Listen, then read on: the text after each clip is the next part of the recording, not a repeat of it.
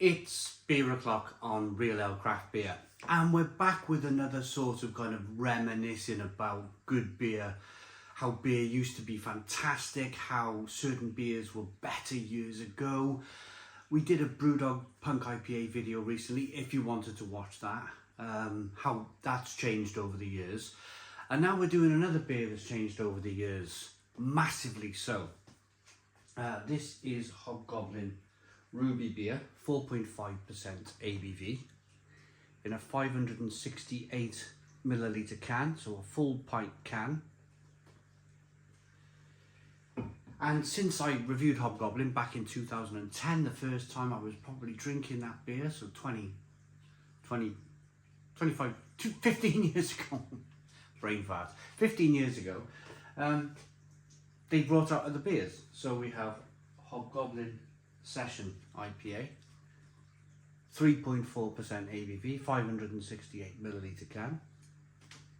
And then a Hobgoblin Gold beer at 4.2% ABV, 568 milliliter can. So I'm going to start off with the Session IPA. But where it all began for me was the sort of supermarket bottled beers, and Hobgoblin was kind of centre stage with that. I used to drink a lot of Hobgoblin back in the day. It was always, for me, I know Wychwood Brewery was an independent brewery once upon a time, but by the time I got into beer in 2010, Wychwood were already owned by Marston's Brewery back then. Things have changed. That's more than a pint.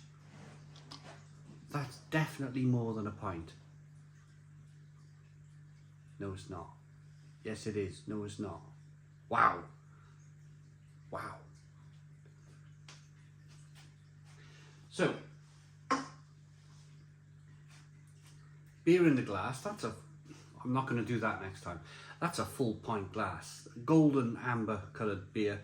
Good amounts of carbonation, thin film of a one finger white head. I'm gonna have to sip this. I wanted to kind of talk to you about all of the beers fit, but let's get the aroma and sip this beer, otherwise it's gonna go everywhere.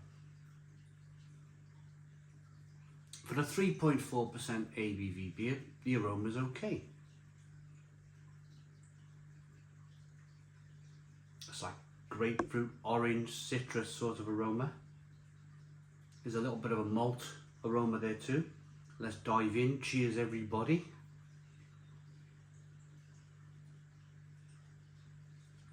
That's better.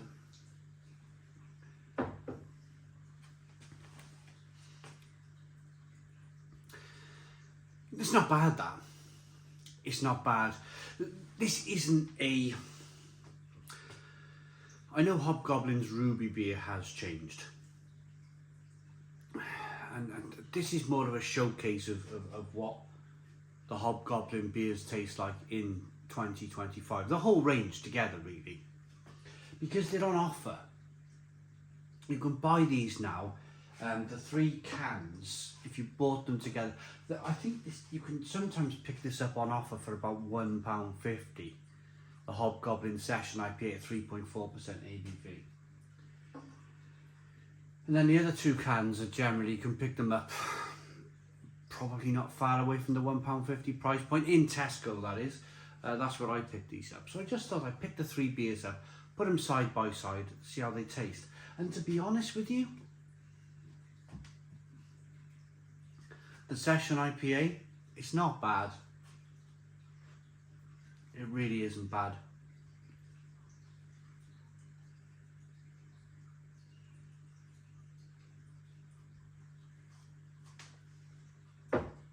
Drinkable, it's refreshing, there's a nice malt biscuitiness to it, it's got a nice hoppy crisp, that's the word, a crisp hoppy biting bitterness on the back end, and that more than makes up for the 3.4% ABV.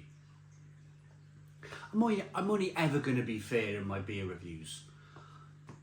I didn't buy these 3 beers to go, right, I'm definitely going to slate each one of them. It was always going to be fair. This one, it is what it is. I think Marston's brew some quite decent low ABV beers. Some of the bank session IPAs, which is probably very similar to this, is a perfectly acceptable, because you can buy it for £1 a bottle. A perfectly acceptable kind of session golden beer, golden IPA thing, 3.5%. It's perfectly acceptable. It's pretty decent. Let's try the gold beer then. Hobgoblin gold beer at 4.2% ABV. Since being slightly sidetracked by a full glass of beer and having to sip it and go straight into a beer review, the other thing I wanted to mention was the fact that Carlsberg Marston's is now the company that owns. So what Marston's did was they spent the 1990s buying a load of brewery. They bought Brack's Beer, they bought Wychwood Brewery, the Hobgoblin company. They bought Jennings Brewery.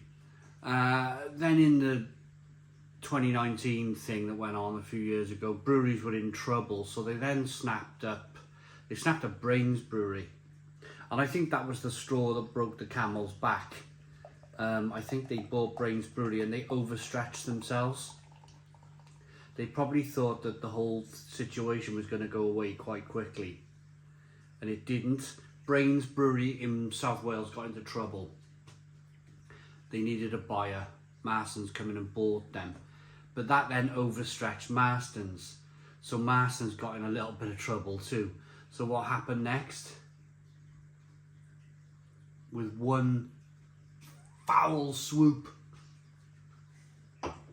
Denmark's Carlsberg Group, Carlsberg Brewery if you want to call them that, swooped in, bought Marston's, and that means they owned the lot. They basically bought a large slice of the British brewing market. They bought the pubs, they bought the beer brands, and this is the result really.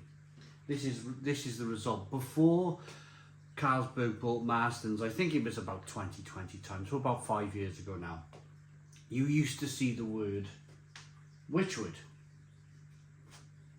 on, it was Wychwood Brewery, Wychwood Hobgoblin. Since then, all signs, all traces of Wychwood have disappeared from the cans. They don't make the bottled beer anymore, and I think it's a crying shame. It really is. It's a crying shame to lose the word Wychwood. There is light at the end of the tunnel. I mentioned Jennings Brewery earlier. Well, Jennings, they wanted to close the Jennings Brewery down. The locals in Northumberland up north. My apologies. I should have done my map reading first. They decided to get together and buy the brewery back from Carlsberg Marston's, and now it's an independent company again. So Jennings Brewery is now independent. They're based in Cockermouth in Cumbria, and they now serve and sell their beer independently, and the brewery's independently owned. It would have been lovely. It would have been really lovely if Wychwood was able to do the same thing down in Oxford. The people of Oxford got together and said, hey, this is not happening. This is not going to happen this way. We're going to buy the brewery back from Carlsberg Marston's. But it never happened. We've lost the Wychwood name forever, I believe. It's just Hobgoblin beer now these days. So we got, on this golden beer, we got a 1 finger whitehead, good levels of carbonation, quite a clear looking beer. Let's get the aroma. Probably should have reviewed this beer first, but I chose not to because it's lower in ABV. Some people review beer if they're going to put them together like this in style. Golden beer first, probably IPA, probably ruby beer. I've chosen ABV. There's a bit of a jump from 3.4 up to 4.2, so it's 0.6% ABV. So it should have a little bit more body. That crispness may not be so pronounced, but it's got a nice malty aroma to it.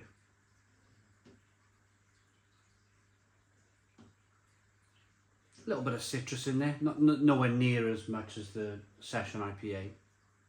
Let's dive in. Cheers.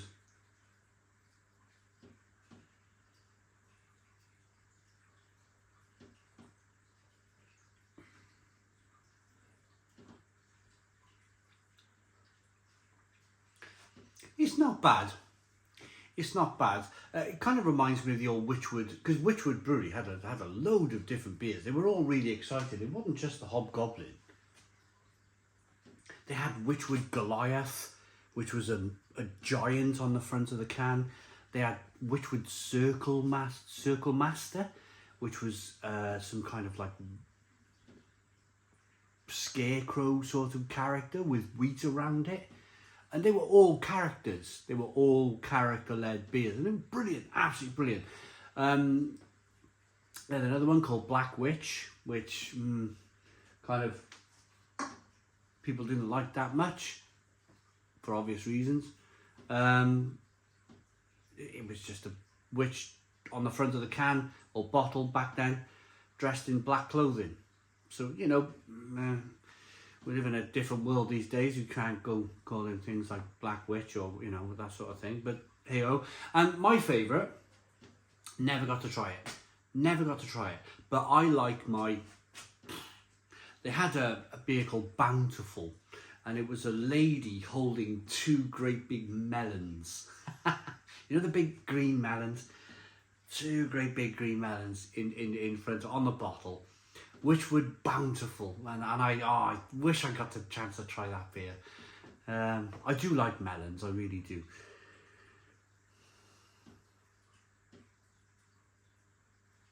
But all that's gone away now.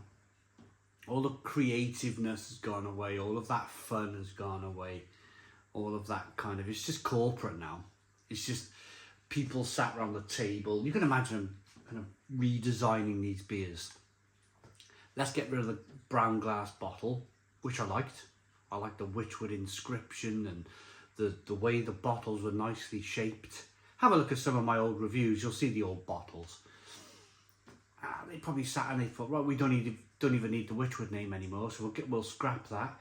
We'll stick them in a pint can, make everybody happy, put it in a pint can, so nobody notices. Nobody will notice. Well, everybody's getting a big pint can for their money these days, so they're not going to notice the Wychwood Brewery name disappearing so much. And all of these decisions are kind of like marketing-led decisions. There's no fun. If somebody around that table said, I know what we'll do, we'll bring back Wychwood Bountiful and we'll put a lady on the front of a can holding two big melons and we'll try and sell the beer to Tesco. It's not going to happen. It's not going to happen. They'd probably be fired if they come up with such a suggestion. So all of the funds left the brewery. All of the funds left. You know, it's Carlsberg now, isn't it? It's like their Pilsner's pretty respectable, especially in Denmark, Copenhagen. But there's no fun. There's no real fun, is there? This golden ale, it's actually okay. It's actually okay. There's nothing wrong with it. There's no off flavours. It's a gold beer. It does exactly what it says on the tin. Perhaps it just should be called Circle Master. Circle Meister, Circle Master. Malty, bready, biscuity, good head retention, nice bit of bitterness on the back end. Not too bad. Now for the beer, which I think has changed massively. I've had this beer out of the fridge for about 15-20 minutes, so it's had a chance to warm up a little bit now. It is a ruby beer. It shouldn't be drunk freezing cold. It's 4.5% ABV. The beer used to be, I think, believe it or not, I think back in the day, Hobgoblin used to be about 5.2% ABV.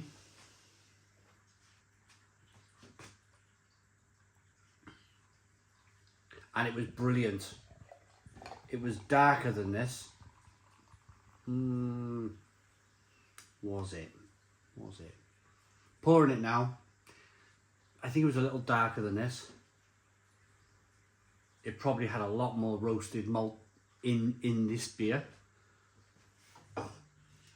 One finger white head, small amounts of carbonation. This is the beer.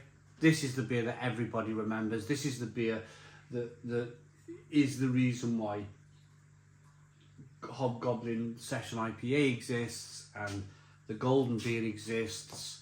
I think the first iteration of Hobgoblin was the King Goblin. The King Goblin was a big kind of 6.5, 6.6% ABV beer, which I still think is in bottle actually. Still think they make that in the bottle. Aroma on the beer then, yeah, it's complete. This is the upsetting one for me. This is the beer that's going to upset me. Straight away, sticking my nose into it. It's just, this is where things take a turn. It's just, you can smell it's cheap. It's cheaply made. Lots of caramel. Lots of kind of sweetness, too sweet, too caramel. Loads of glucose syrup added to this. I can tell just by getting my nose into it. Glucose syrupy, headache fuel. Glucose syrup will give me a massive headache. Just me personally. You might find the same. As soon as a brewery uses cheap ingredients like glucose syrup, gives me the worst headache. So what I used to smell from Hobgoblin back in the day, the Ruby beer, was lots of roasted malts. It had a big, thick, creamy mouthfeel. It was just a beautiful, dark, mild, I suppose. Let's check this out.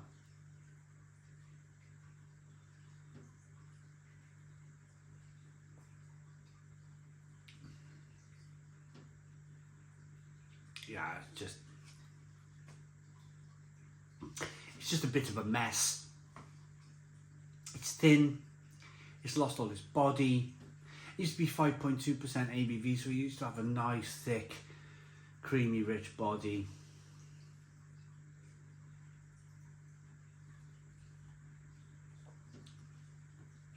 Now it tastes like there's an astringent bitterness there.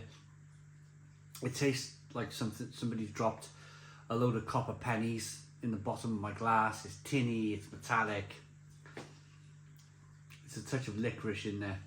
Astringent bitterness on the back end. It's just a mess. It's just a mess. I can imagine people buying this out of curiosity for the first time and drinking it and thinking, oh, this is what it's supposed to taste like. This is what this beer, it's different. It's what it's supposed to taste like. It shouldn't be tasting like this. This was once a fantastic beer. A fantastic beer.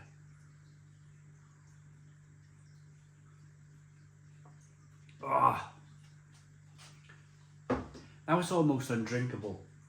Look at the head, the way the head's dissipated. I've been fair. The other two beers, there we go, it's created a head now, but watch it dissipate really quickly. I was fair with the other two beers. The other two beers, they were new iterations and they've not really changed because they've designed the beers to be that way. And to be in respect, the Session IPA is nice and hoppy. The Golden Beer is nice and malty, but this used to be the flagship. This is why, you probably got it by now, but I'm going to say it one more time. This is why all of these beers behind me exist, is because of this one. But if the flagship beer is not very good, then why would you then buy that? And why would you try that? Or why would you then buy that? That's the problem. The Session IPA is probably for the ABV, it's a respectable 7 out of 10. The Gold Beer it's slightly, to be honest, the Session IPA is the best beer. The Gold Beer is probably a 6 out of 10. What used to be a magnificent ruby beer is now